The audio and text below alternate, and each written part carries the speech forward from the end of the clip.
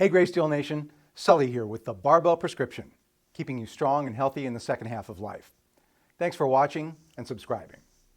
One of the great things about having a platform coach working with you in person, besides the excellent company, stimulating conversation, and having somebody besides yourself to be mad at when the lift doesn't go well, is real-time feedback on your movement. Now, this is not to say that in-person coaching is perfect, because coaches aren't perfect. In my experience, good coaches come in two flavors: overcoachers, mea culpa, and undercoachers. Even so, it's ideal to have eyeballs on your movement and concise, effective cues as feedback to fine-tune your movement as it's happening. If you're lifting without a platform coach, you should have an online coach. At the very least, you should have a training partner who understands the training and coaching model in which you're working. At the very, very least, you should be recording your work sets on video and analyzing your movement and/or submitting it for comment and critique.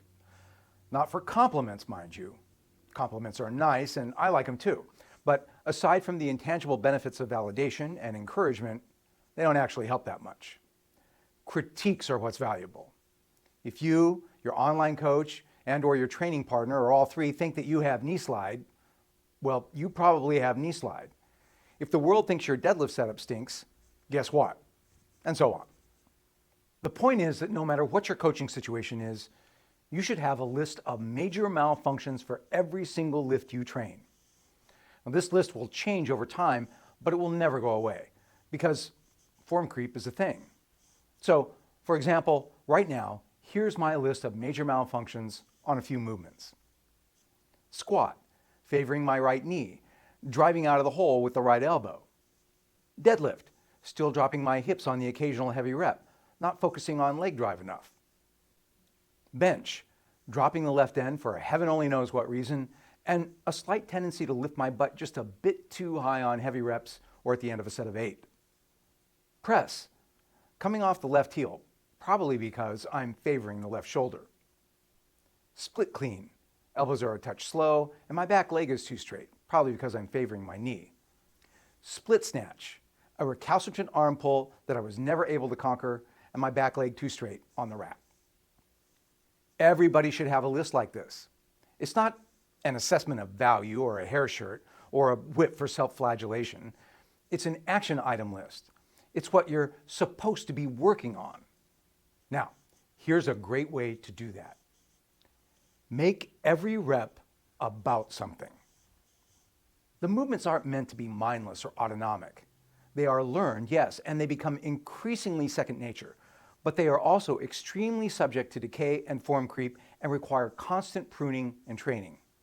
They require alertness and mindfulness. When you're under the bar, you are focused like a Zen master, but you are not empty-headed, and neither is the Zen master. You have a simple thinkage of each movement that you try to conform to, and you can focus on a particular feature of performance that requires your attention today. So it is the case, for example, that when I get under a squat for a set of 5, working alone without a coach, I think to myself, bar path, push with the left knee, elbow solid.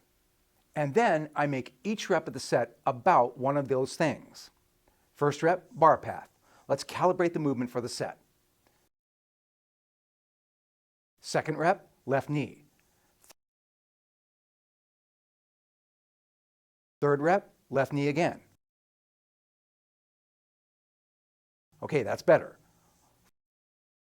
Fourth rep, elbows. Good. Fifth rep, bar path. This approach keeps our focus on the movement where it belongs.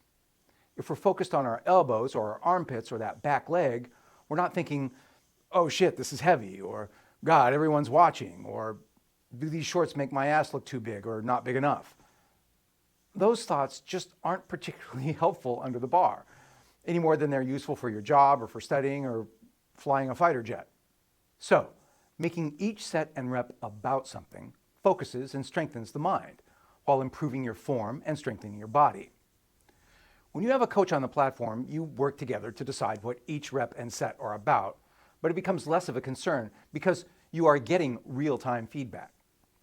But When working alone, knowing the list of major malfunctions for each one of your lips and addressing them systematically from rep to rep will keep the form creep weeds at bay and allow you to continually make progress and get stronger. Stay tuned. We've got a lot more content on healthy aging coming right at you.